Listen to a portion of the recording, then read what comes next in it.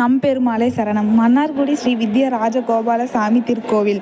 கோபியர்களின் குறை தீர்க்கவே எம்பெருமான் கண்ணனாக அவதரித்து அவர்களின் ஆசையை நிறைவேற்ற 32 லீலைகள் புரிந்து செம்பகாரண்ய சேத்திரம் என புகழப்படும் ராஜ மன்னார்குடியில் அருள்பாலிக்கும் ராஜகோபாலனின் வரலாற்றையும் அவனுக்கு கொண்டாடப்படும் உற்சவங்களையும் இந்த பதிவில் காணலாம். செண்பக மரங்களால் சூழப்பட்டதால் இத்தலம் செம்பகாரண்ய சேத்திரம் என்று அழைக்கப்படுகிறது. இந்த சேத்திரத்தில் தவம் புரிந்த கோபிலார் கோபாலர் என்ற ரிஷிகளின் தவத்திற்கு இணங்கி நாராயணன் தன் கிருஷ்ண அவதாரத்தில் செய்த 32 லீலைகளை இத்தலத்தில் செய்து காட்டினான் என்று தலபுராணம் கூறுகிறது.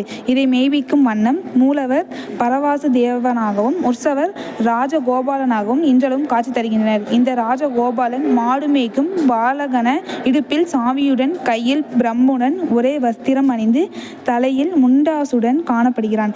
அருகில் பசுகளும் கன்றுகளும் காணப்படுகிறது. இந்த பசு பிரம்ம தேவனாகவும் கன்றுகள் ரிஷிகளாகவும் கருதப்படுகிறது. இவன் இடுப்பில் உள்ள சாவி பரமபதத்தில் உள்ள கதவுகளை திறக்கும் என்றும் மற்றும் காதுகளை குடைய உதவும் கம்பி தரிசித்தால் நம் பாவங்கள் விலகும் என்றும் ஐதீகம் உள்ளது. இந்த கோவில் அருகில் உள்ள குளத்தில் தான் கண்ணன் கோபியர்களிடம் ராஜ லீலை புரிந்தான் என்று அவர்கள் கொண்டு வந்த குடத்தை எடுத்து கூத்தாடினான் என்றும் புராணங்கள் கூறுகின்றன. இதை மெய்ப்பிக்கும் வண்ணம் கண்ணன் செய்த 32 லீலைகள் சித்திர வடிவிலும் கோபுரங்களில் அர்ச்சை வடிவிலும் இன்றளவும் காணப்படுகிறது.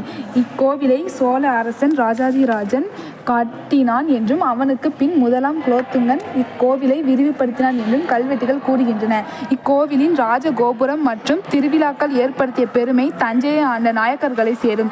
இவர்களில் ரகுநாத நாயக்கன் கல்லிலால் ஆன 32 அடி கருட ஸ்தூபியை நிறுவினான் என்றும் அவன் மகன் விஜயரங்க நாயக்கன் 1000 கபில் மண்டபம் அமைத்து திருவிழாக்களை ஏற்படுத்தி பல கிராமங்களை ஆபரணங்களையும் காணிக்கையாக்கினான் என்று கரந்தை செப்பேடுகள் கூறுகின்றன. இவனின் பக்தியை உலகுக்கு உணர்த்த ராஜகோபாலன் பிரம்ம உற்சவத்தின் போது விஜய ஏங்க நாயக்கர் கோலத்தில் இன்றளவும் பக்தர்களுக்கு சேவை சாதிக்கிறான்.